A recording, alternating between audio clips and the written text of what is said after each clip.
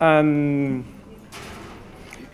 so the idea of this presentation is really exploring the concept of legal capacity and its links with the right to family life, but also kind of take advantage of the opportunity to discuss what is happening in terms of the implementation of the CRPD and Article 12. I don't know how many of you are familiar with the right to legal capacity, but the legal capacity is a precondition to enjoy and exercise all human rights. And this is a concept that has been evolving for the last years, particularly since the adoption of the Convention on the Rights of Persons with Disabilities.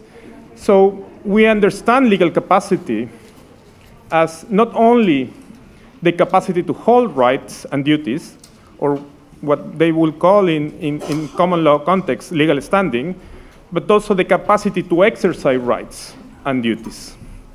Because I think, and as you may know, for many years, different groups have been denied, particularly the right to exercise rights, the right to legal capacity, but not necessarily restricted in the issue of holding rights or personhood. However, we will see across legislation that this is still an ongoing problem. Many groups, including women, indigenous persons, migrants, refugees, asylum seekers, many groups in the LGBTI community are restricted today on the right to legal capacity. And for those of you that are still trying to understand better what it means, legal capacities, I like to translate it as making legally binding decisions. And that's important. It's important because it's about decision making, but also it's about legally binding decisions. And of course, when we go into this discussion, one of the biggest groups affected by restrictions to legal capacity are persons with disabilities, and this happens worldwide. And within the disability community, of course, autistic people, people with intellectual disabilities, people with psychosocial disabilities are disproportionately affected, but not only. In many legislations, in many jurisdictions, there are a lot of restrictions to blind persons, deaf persons, to exercise legal capacity, even for specific situations. For example, just restrictions in the way of entering into contract. And it's important to understand, having this audience that is very diverse, that we may have different ways to restrict legal capacities according to jurisdictions, but it's also about legal systems. So many of you are from the common law system, but also many of you are from civil law systems. And as you may know, in civil law systems, the civil code is the key in terms of recognizing legal capacity, but also in terms of how you frame legislation. So historically, and this is Amita Danda's classification, legal capacity has been restricted in many ways, but three particular ways. In some countries, people can be restricted of the legal capacity just for the fact of having a medical condition or an impairment that we call a status approach, because making a decision that is perceived by others as poor, that is called outcome approach, or basically having deficient decision-making skills, which is called the functional approach. All these ways of restricting legal capacity, or all these grounds for restricting legal capacity, are disability-based. Because of that, all of them are perceived as discriminatory. At least that has been the interpretation, not only from the disability community, but from the Committee on the Rights of Persons with Disabilities. So I know you have different ways in your own countries on how legal capacity is restricted, and you may have actually a combination of all of them, because, for example, mental health legislation is very close, for example, to the outcome approach, and in many countries, they have been moving away from just having an impairment as a condition for restriction of legal capacity, and they are moving towards capacity, a decision-making skill test, a decision-making test, but those systems are still in contravention for what we expect in terms of recognition of legal capacity. And then people that are restricted with legal capacity may be put under a substitute decision-making regimes, could be guardianship, could be curatorship, where a legal representative is appointed to make decisions on behalf of the person, normally under a standard of best interest, but also decision can be made by a court or a medical personnel, because sometimes we think that just the guardianship is the problem, the guardianship system is the problem, but indeed, substitute decision-making also operates when a court or a medical personnel make decisions on behalf of an individual. So what's the link of this, the restrictions to legal capacity, to the right to family life? And there are many entry points on this. And as the Committee on the Rights of Persons with Disability has said, restrictions on the right to legal capacity may affect different areas of life, including marriage, family, parenthood, and relationships. And to put some examples, people with disabilities are denied the right to marry because they are deemed unable to make their own decisions. People is also restricted to choose where and with whom they live, if we have an open understanding of what means family, because they are seen unable to make decisions. Women particularly are sterilized or restricted on their reproductive rights because they are deemed unable to consent to sex or raise children. And I'm putting the emphasis on women, but of course, this not only affects women.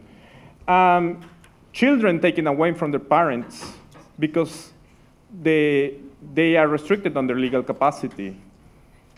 But if we go further, we can also see the links with patrimony. People are not allowed to make a will or be a beneficiary of a will because of the lack of legal capacity. And when we think about these discussions about the right to family, many of the in many cases, the starting point will be the right to legal capacity, but not necessarily we frame those discussions in that way. When we discuss, for example, the right to marry in terms of the LGBTI community, it has been for many years there, but not necessarily always the discussion is framed in terms equality before the law or in terms of legal capacity. But indeed, we're talking about restrictions also to enter into a contract relationship. So I think we need to revisit the concept of legal capacity as an entry point for many of the demands civil society is doing across sectors. And I want to emphasize that there is a triple impact. Of course, people under guardianship may have little or no control over decisions related to marriage, family, parenthood, or relationships. But that's not the only way, as I said. Restrictions may apply also on case-by-case basis. Legislation may permit the courts to limit a person's legal capacity in specific areas of life, such as marriage, parenting, or reproductive health. And this is very common in many systems. As I said, and I like to emphasize this, different legal systems may put emphasis in different solutions. So in many common law countries, we have moved towards the standard of functional assessment of capacity. And because of that, most of the restrictions are case-by-case basis and may not be perceived for some people as a restriction to legal capacity, but clearly we're still in the framework of restrictions of legal capacity. But then for many countries where the rule of law is not particularly strong, what we have is de facto restrictions of legal capacity. And this, for example, is the case of my country in Peru, where family members, carers, and in general, the community understand that people with disability have no legal capacity, and that's an assumption. And because of that, many restrictions from day-to-day activities to legal acts need a third person to validate them. And this is important to keep into mind. And this is a big discussion in terms also, when we talk about day-to-day decisions, and this was a very interesting discussion during the Voices project here in Galway, are we talking about restrictions to legal capacity, or are we talking about restrictions actually to the right to live independently in the community? Because are they legally binding decisions? And I think that's an important aspect to explore. I'm not planning to solve it, but I think in many cases, restrictions to day-to-day activities will lead to the denial of personhood. And I think in that framework, it's important to look at them from the lens of legal capacity. But the CRPD, the Convention on the Rights of Persons with Disability, and you have been talking about this probably since yesterday, represents a big paradigm shift in relation to the legal capacity of persons with disabilities. And I like to understand the Convention on the Rights of Persons with Disabilities, and in particularly Article 12, as part of this process of universalization of human rights. And for many years, people with disabilities were not perceived as right holders.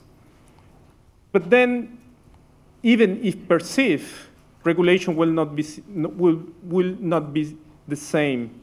And we can discuss for hours about how this still happens in most legislation, but also regional frameworks. But I think the Convention puts very clearly, this is about all human rights for all persons with disabilities. So how we ensure that people with disabilities enjoy all human rights without any kind of discrimination.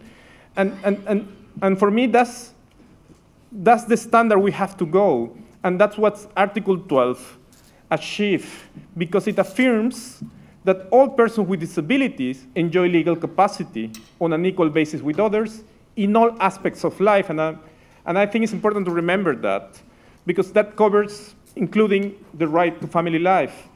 And it goes further, because what the Convention is calling is, or at least what the interpretation of the Committee on the Rights of Persons with Disabilities and other experts understand from it is, this is about universal legal capacity for all persons with disabilities. And that includes those that require more intensive support to exercise legal capacity, but also abolishing all regimes of substitute decision-making.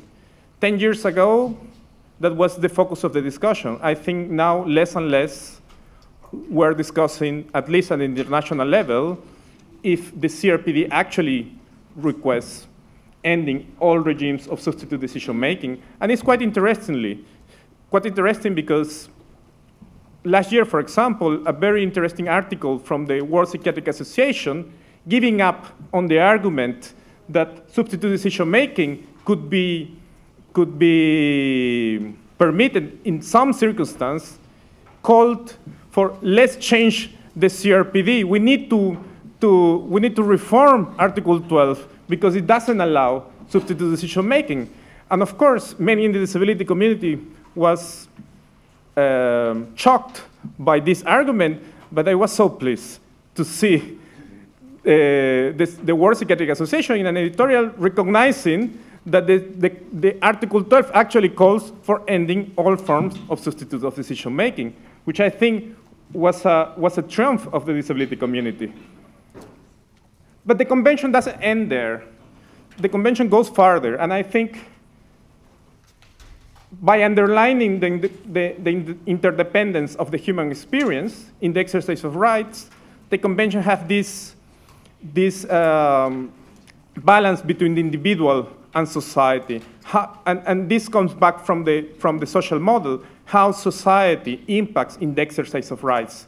So, of course, this has always been there, but as Gerard Quinn and Anna Arnstein wrote in a very interesting article, at some point, this liberal perception of human rights misses the point in terms of where is the human in this equation, because the human is interdependent.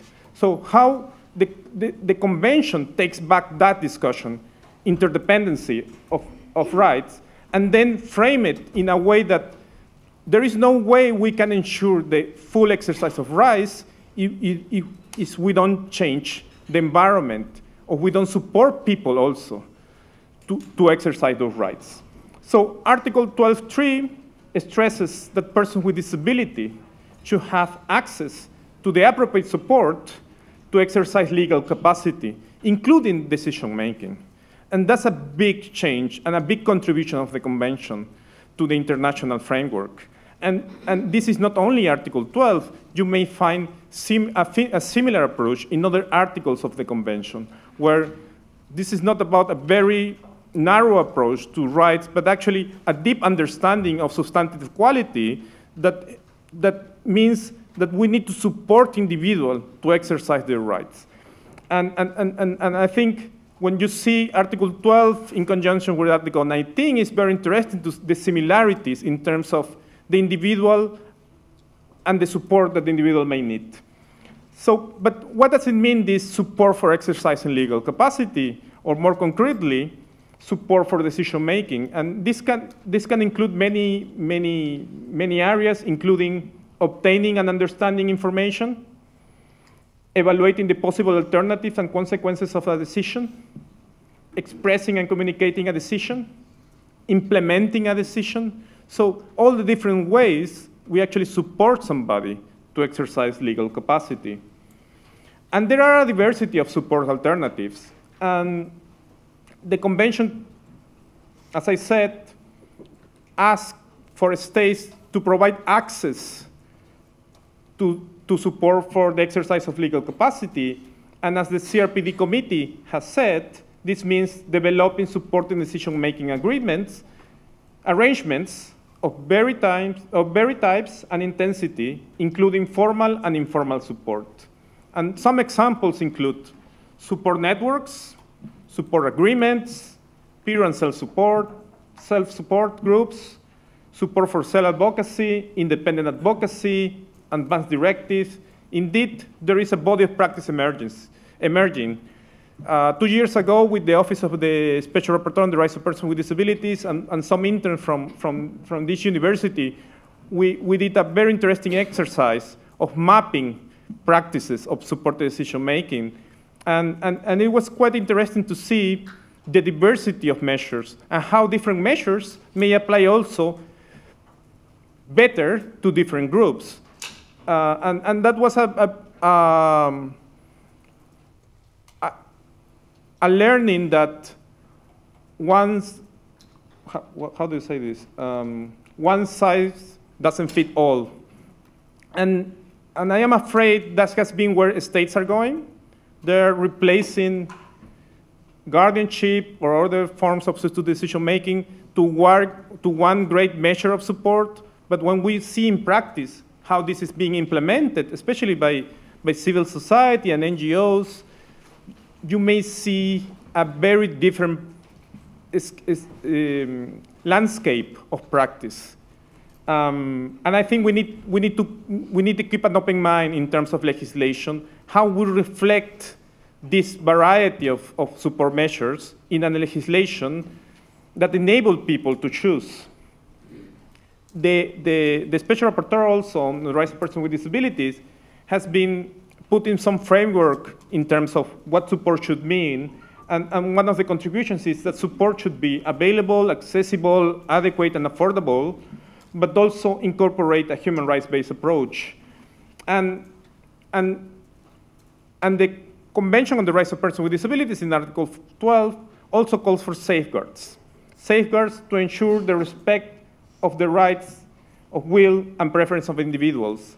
And that's important, but also it's important to keep into mind that safeguards are not to protect the individual from making bad decisions, but actually to protect the individual from being abused while supported to make decisions. Because there is also a tendency in legislation to see safeguards as a limit to the exercise of legal capacity, and I think that's the wrong approach. This is more than a change of name, and this is important to understand. Contrary to substitute decision-making regimes, support decision-making agreements, legal capacity is never removed or restricted. A supporter cannot be appointed by a third party against the will of the person, and support must be provided based on the will and preference of the individual.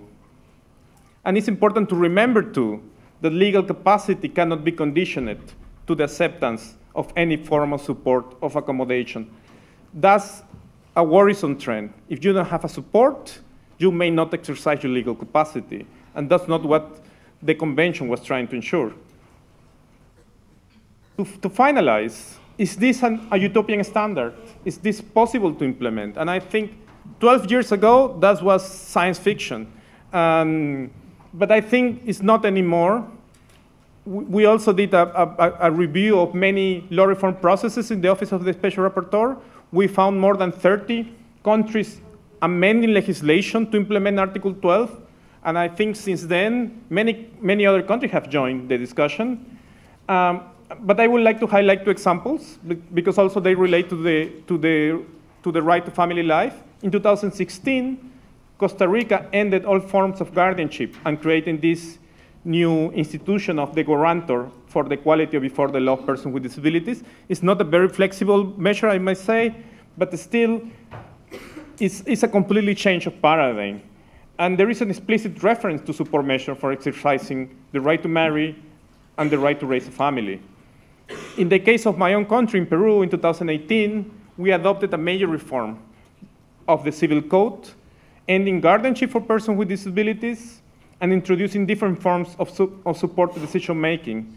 Interestingly, that reform also includes reference to accessibility, to reasonable accommodation, and abolish limitations to the right to marry and parental rights. So I came many years to this summer school actually to present the process of reform. I'm happy that I don't have to tell you anymore this is in process, has been adopted, is being implemented with all the flaws that an implementation has, but it still shows that things are moving. Colombia just passed last week through the Senate a major reform on legal capacity too. And again, it includes different provisions for supported decision-making. It abolished guardianship, and it's a big reform that is going to be implemented soon in Colombia. Spain is revising their civil code. France is doing the same. And I think things are moving. And many years ago, we didn't have good examples to point to say, look, this country already passed this reform. I think now we have countries that have passed some reform. I think it's going to be difficult to translate some of these reforms to common law systems because they have been framed in a civil law context. But still, it gives, I think, not only hope, but substance to the discussion. And I hope we can keep moving ahead on this. Well, thank you, and I hope we can keep the conversation in the questions.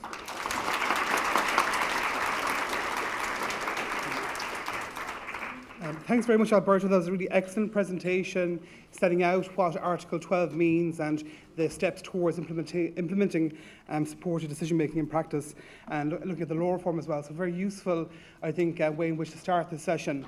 I'm now going to go to our next speaker. Our next speaker is Bo Chen. Bo Chen is a PhD researcher here in the Centre for Disability Law and Policy in the School of Law, and he's just about to submit his PhD next week. So thank you very much, Bo Chen, for giving us your time at this very difficult time in your life. So I'll hand you over to Bo Chen. Thank you.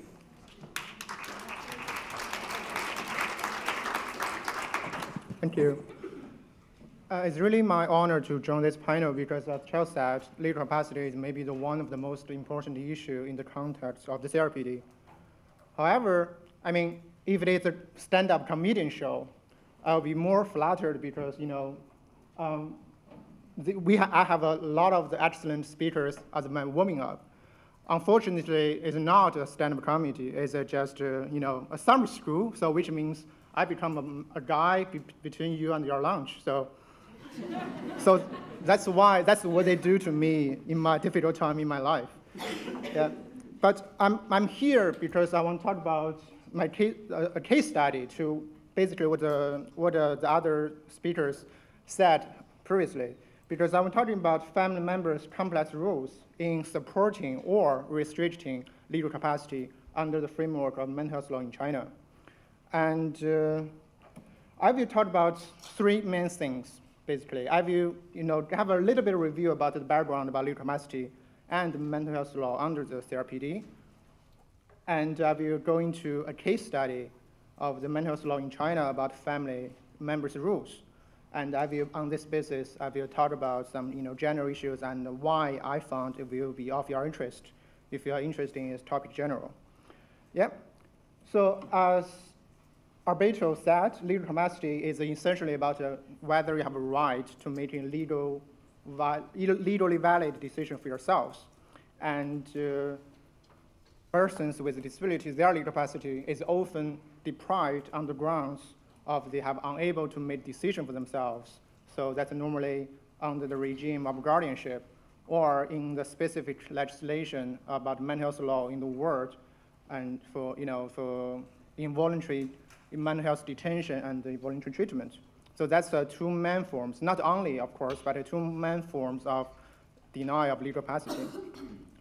However, as I said, mental health law, even though the different jurisdictions have different rules about their mental health law, but essentially they're about to authorize and regulate psychiatric detention and treatment without user's consent. And the criteria generally include a diagnosis of the severe of mental disorder, whatever it defined, and some kind of dangerousness to self or others. And in some jurisdictions, they also take into account of your mental capacity or your decision-making capacity, but it's not very popular yet. Because my research is about this field, so I personally call it a necessary but safeguarded process. What does it mean? It means in the majority of the countries in the world, they believe involuntary detention and treatment is necessary. After all, in some cases, it's after all necessary. However, they understand it could be abusive and it could be dangerous, could be traumatized, so they put up some procedural safeguards. Some of them are stronger than others, but still, after all, it's a necessary but safeguarded, which is, the CRPD fundamentally disagree about this. CRPD says the general comment in more specific says, mental health law that permits forced treatment must be abolished. So does not acknowledge it's necessary at all, and they require overall abolition. However, the reality is no country has achieved CRPD compliance regarding abolishing mental health laws, as far as I know. And there are some proposals trying to say focus on developing the alternative and non-coercive model first, aka supported decision-making in the context of the mental health law. And some proposal says we should develop this alternative first and make it good enough. So in some country, maybe people don't need to go to the involuntary services. That's one kind of the proposals. And my research looking into China as a case study to this proposal in a way. And why is it related to us? I mean, I have to justify my standing here, not because I'm doing my PhD here, they don't have to pay my accommodation and flights. It's because, yeah, it's true, they don't have to pay me for that. Yeah, support decision-making in the context of mental services means family members, they will have a larger role to play in this context. So, and Arbiter says there's a lot of the jurisdictions that they are trying to promoting their informal support networks. Or if you look at this research is about existing alternative mechanisms in mental health, a lot of them, they involve very highly participatory nature of the family members. And in most cases, as far as I know, they are not paid, the family members. So this is maybe of your interest, especially if you are coming global south, because in this state, as well as in China, there's not really popular mechanism to use public guardian or any, the guardian or support worker. I'm not saying guardian is a supporter. I mean, this kind of persons, they don't really have a public nature. And most of them are assumed by the family members. So that's make a connection to the family life. And I'm not trying to say in Chinese context, for a number of reasons, they are playing a very complicated and maybe in some way positive and in some way negative roles, right? So China ratified the CDLP in 2008, and China's first national mental health law came into force in 2013. And I have to say, it's far from CRPD compliant. I have no intention to say it's compliant to any extent.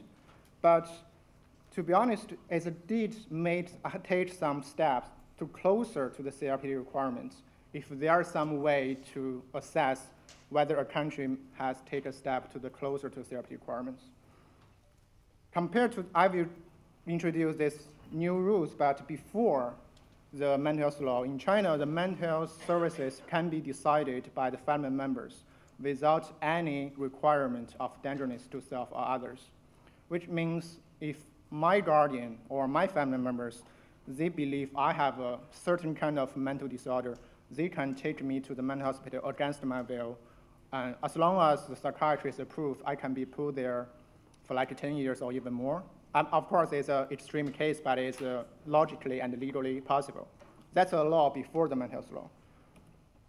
So what I mean by the progress we have in the mental health law is a voluntary principle in mental health treatment is adopted, which means as long as you are not posing any dangers to yourself or others, for whatever, however it is determined, but in general, if you have no dangers to yourself or others, it's totally up to you to take clinic treatment or inpatient treatment, which means institutionalization, as long as you don't have any risk or dangers to self or others.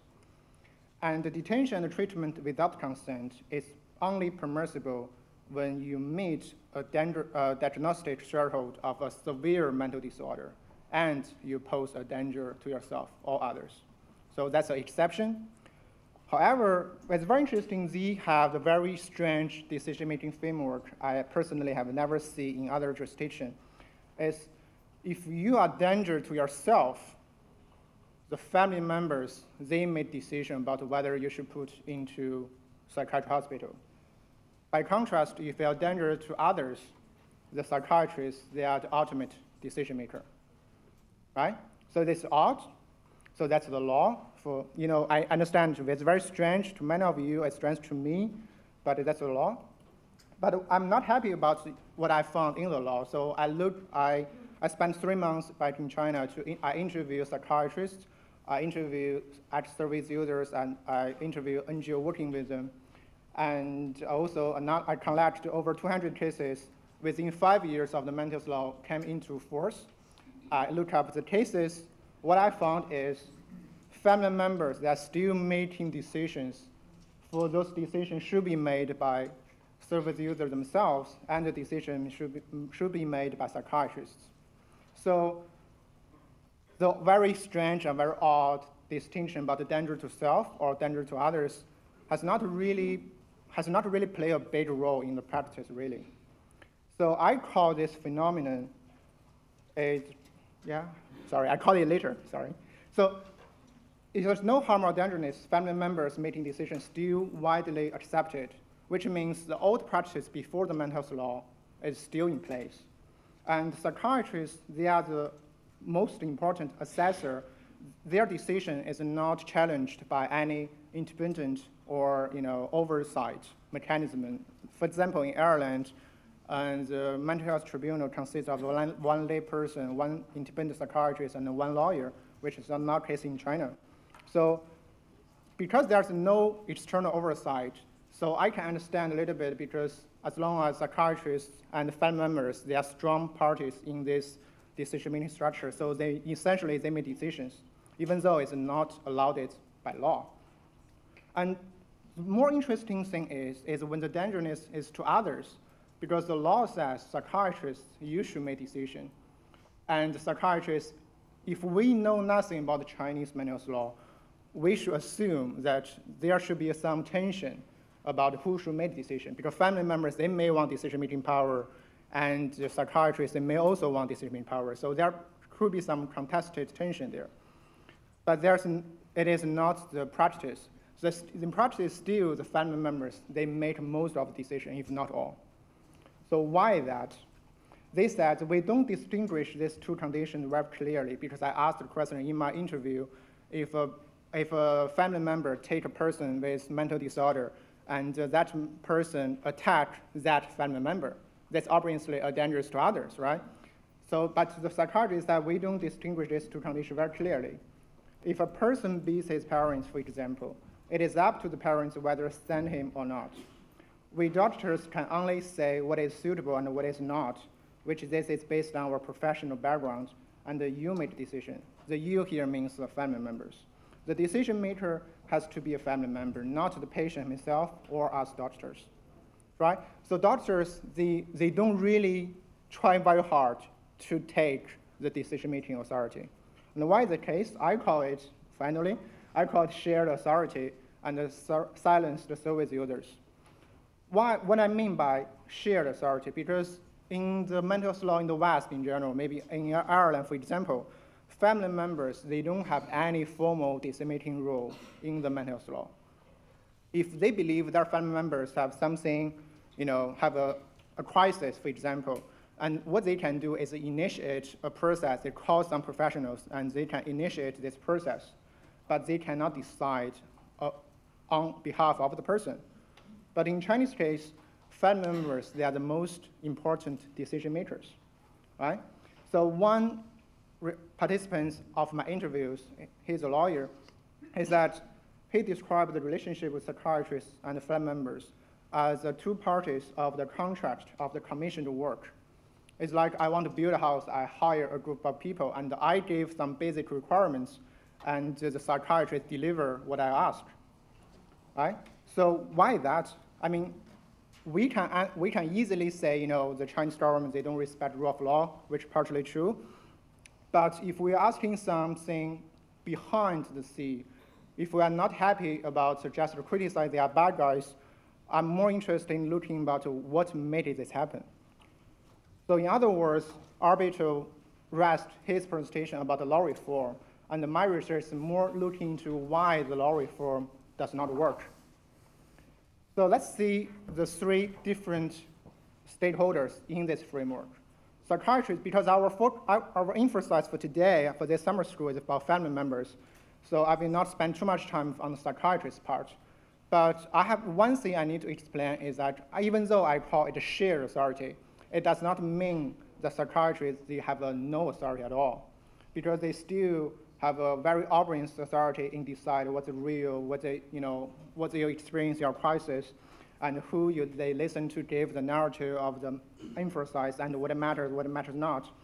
And there, as I said earlier, there's a lack of independent oversight. So they do enjoy a high level of authority in a lot of things. They can impose physical restraint with minimum safeguards, but that's not the focus of today. The family members, they are the most important decision maker under this framework, because in China, for maybe some of them you don't know, we never provide universal health care for the citizens. So some data, I'm not sure whether the numbers are correct even now, but some data is only 50 to 70% of Chinese people have some kind of health insurance. And even though you are covered by any kind of health insurance, it does not mean your cost in the psychiatric hospital can be fully covered. In most cases, you still need to pay like 50% or 30% of the overall cost of the medical expenses, and you still have to pay for the living cost, for the food, for your clothes, these kind of things by yourself. So some research says if you spend 1 month in a psychiatric hospital, the cost is usually more than 1,000 euro every month. And the income per family, not per person, it's per family. For a regular Chinese family, it's 920 euro in the cities and 500 euro in the rural areas. So the cost of taking someone to the mental hospital costs a lot. It's very high. So it's very common that the persons with the mental health issues, service users, they lose their the ability to earn income So they have to rely on their family members to meet their basic needs. So their family members take all the responsibility of paying their hospital fee and providing the care in the daily life. So they must have some say in the decision-making of his treatment, right? So even though it's bad, I mean, the social insurance is bad, but another thing maybe more stranger to you is the family members under Chinese law, they have a legal obligation if a service user damage something, damage a person's health or a property. For example, if I'm a person with mental health issues, if I damage this screen or damage this computer system, under Chinese law, my family members have a legal obligation to pay for that. So that gives the family members a motivation. As long as they have the opportunity, they prefer me to stay in the institutions. Because if I wander on the street, I may cause more damages. So they are not just paying the fee, they are bearing the cost. They also bearing the responsibility if any accident or any injury happens. So that's some real danger for them, right? So on the opposite, the service users, I call them only quiet objects, because as I mentioned earlier, they are in economic or cultural disadvantage. They're most likely to be unemployed. And there's have a rule about the Chinese culture. Generally, you have to obey your older generations, but it's not that strong anymore, but still you have this cultural context. What I found, the institutional explanation about this silenced user is because they don't have any meaningful way to challenge the wrongdoings of the psychiatry hospitals and the family members. Because if they want to bring a case into the court, in most cases, their litigation will be rejected or simply ignored, because under Chinese law, there is a concept called capacity to litigate. So it creates the inequality of arms, I would call it, because psychiatrists are still holding some powers, and the family members, they are paying everything, they are bringing all the cost, and they can generate a lot of pressure to the psychiatrists, to the government, to say, you have to deal with this. I am no longer capable of addressing this issue at home. On the other hand, the service users, they have no way to challenge all this decision-making process. And as a last resort, if they want to sue in front of court, in most cases, they cannot. So that's why, in my understanding, they become the quiet object. And as I said in the analogy before, it's about the commissioner work, and they are the work, they are not really person. That's echoing Alberto says about the importance of personhood. But I'm not saying it's hopeless. Even though I'm not a positive person, but it's not a hopeless process, because a Chinese judge who cannot join us himself, and he has experience about other judge to doing some work, trying to engage with persons with psychosocial disabilities in the courtroom by do some training to the judges and write articles to circulate among the judges. There's something going on. So that's one of my points I want to make today, because China is not yet a country of rule of law, that's for sure. But because it's not really a country of rule of law, it creates some possibility on the ground.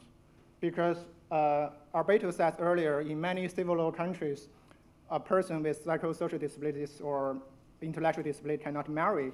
But in China, no one cares. As long as you can get the paperwork done, no one cares if you are a person with intellectual disability, as long as you don't tell them. Yeah, it's true. So, I mean, it's bad, but my point is, even though it's not ideal generally, but you can find, if you have to be creative, you need to work on the ground to make it happen by any means. So at the conclusion, so the limited progress in the mental health law has not been translated into the practice, because the power imbalance remains between the family members and service users, and the psychiatrists and the service users. And the family members and the psychiatrists share the decision-making authority, and autonomy of service users are at mercy of family members. Again, the point I made earlier is not entirely a bad thing. Why? Because in the first panel of this morning, because your autonomy at mercy of family members in China if you can develop a healthy relationship with your family members, and if there's some training or there's some capacity building that's made work with family members, it is perfectly possible that you can escape from the state coercion. It is possible, and it's less likely to happen in Ireland because the family members, they don't have any say in the process. I'm not saying it's a good thing for definitely, but I'm saying it creates some possibility. So arguably because, why this translation is not successful, arguably because family members play fee-paying and responsibly-bearing role and the lack of independent oversight and the disabled access to justice. So that's my founding of this research. So lastly, as I said in the first beginning, why is of your interest? I think it could be a reminder to all of you, no matter you're from the Western world of the global South. As I mentioned it earlier, because this trait of supported decision-making, the family members, they will have a growing role in the process.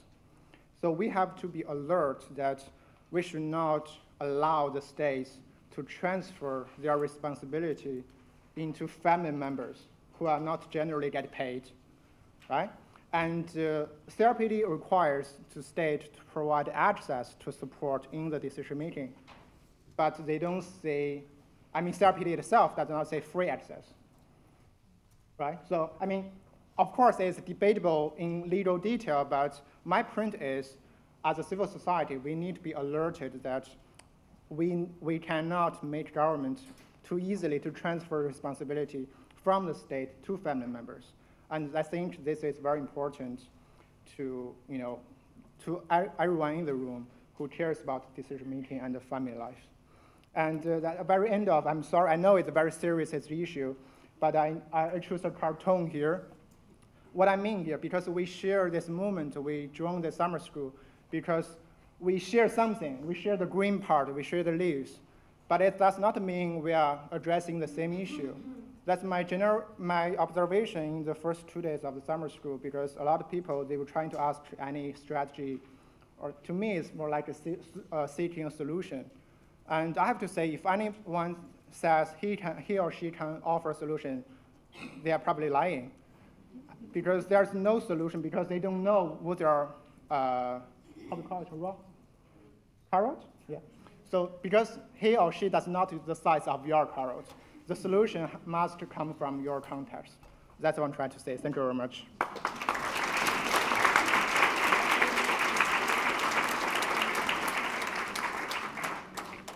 Thanks, Jen, for that very thought-provoking case study on China and some of the challenges in China towards moving towards a legal situation that is more compliant with the UN Convention on the Rights of Persons with Disabilities and the role of family in terms of committing people to institutional settings in China.